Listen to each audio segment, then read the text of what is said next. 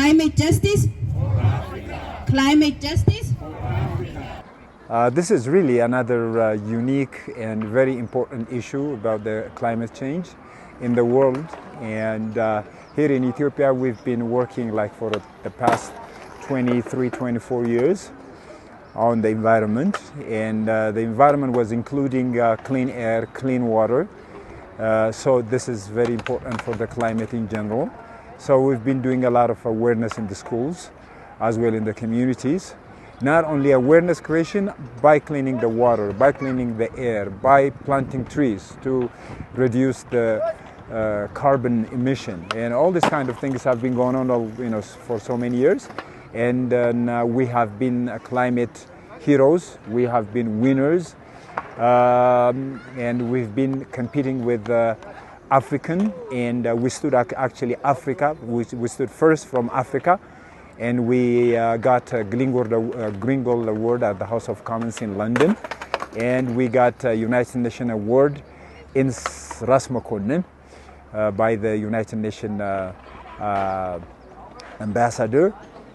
So we have been getting a lot of different awards. So this kind of subject is very important, and the kids, the youngs, and the women, and all these elderly people, and everybody was coming and joining this gathering today, and I'm so happy to see all these things. The aim of the caravan is to inform, to create awareness about the climate justice. And as we know, Africa is not the main polluter, but it's a victim of the climate change impacts. So we need to be aware of the impacts which has been coming not because of our activities, but from the impacts from the big industrialized countries, and we are suffering from that. And the justice we demand is that developing countries need support for development, because we are carrying the very larger share of the climate change impacts. So we are also doing our own adaptation and mitigation processes, but the justice is very important, because in the past there has been a lot of COPs happening, and there are a lot of promises being done to support the activities, but it's not yet materialized. So this time is the issue is to move from promise to action. So, and the other one is also engaging youth from the very beginning. They should be part of the COP process or national development processes and policy making in every aspect. So youth are the next generation. They need to be a part of it from now. Otherwise, there will be a generation gap. So the youth also need to play a big role in creating awareness for environmental activities and also other development initiatives.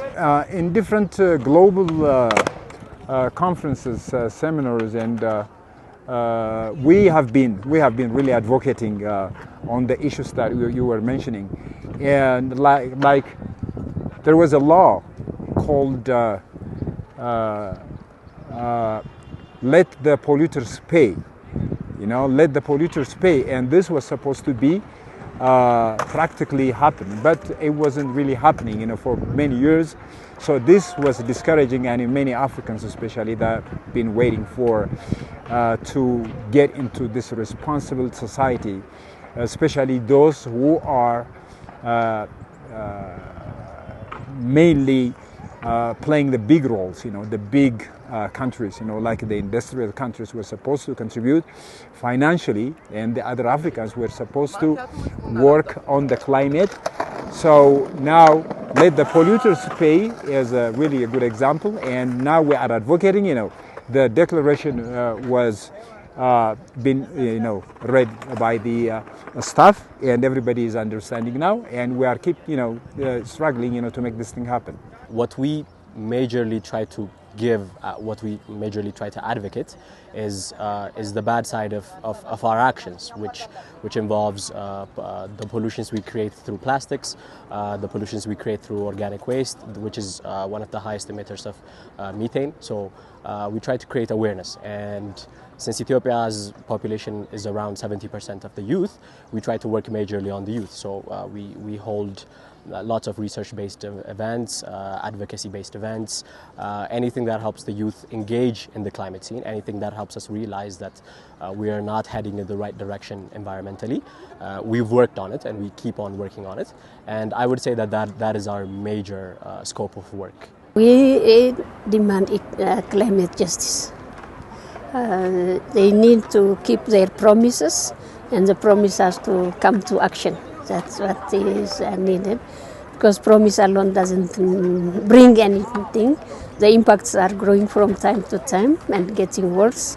The climate change impacts, whether it is rise in temperature, change in rainfall regime, which is now drought is becoming more recurrent. In some cases it is flood and other issues. So for the capacity building, there is needs for investment, and for the adaptation programs and initiatives also finance is needed, because we cannot contain the impacts of climate from the industrialization into their own countries. It's affecting us globally, and we are as Africans, we are the most affected, and we demand that. So through the efforts that we can get out of this crisis. This is one of the basis of the COP conferences, right? Because we have to make sure that these developed countries,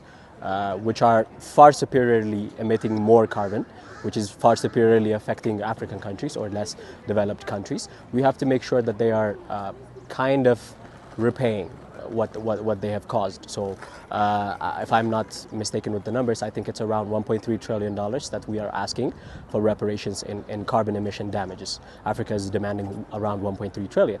And there's a very low chance that they're going to meet our demands. I'm expecting around 300 billion, which is still ridiculously low to stop all the damage that is going on in the African countries. So I wouldn't say that I would have a specific message, but I would say that the people that have gone to COP, the people that are taking part in those, even the developed country representatives, they have to understand that what they're doing might not affect them that much, but it's doing irreparable damages here in our country and in the continent. So we have to make sure that they know what's going on. We have to make sure that our voice is louder, because we can't keep waiting for them to give us the solution or the finance whilst the damage is happening. So we have to we have to wrap up the actions. So I think that would be my message. When we need now. When we need now. When we need now. I think realistically the most political way to do it, the most politically correct way to do it, would be to involve more negotiators in these conferences. That way we will have more people representing more of Africans. So Ethiopia, for example, when they send representatives to COP, we don't have that many people going to COP. So it's very few people, especially if you compare it to Kenya, which sends around 140 people. Ethiopia sends less. So I think one of the things we have to start doing is to make sure that the people that represent us are in a large quantity, but also are in a large quality. So when they go there, they also have to represent us, fully. They have to tell the full story. They have to make sure that these developed countries listen, because one of the reasons, I don't think they're not doing anything because they don't listen, but if there is more of the voice, if there is more voice echoing, then there's a very high chance that they will listen, and that they will, give us more money, or more solutions will come our way. So I think the first step would be to make sure that our voice is larger, it's heard. Social media could be a good outlet for this. Youth delegates could be a good outlet for this. So I think our voice would make more difference.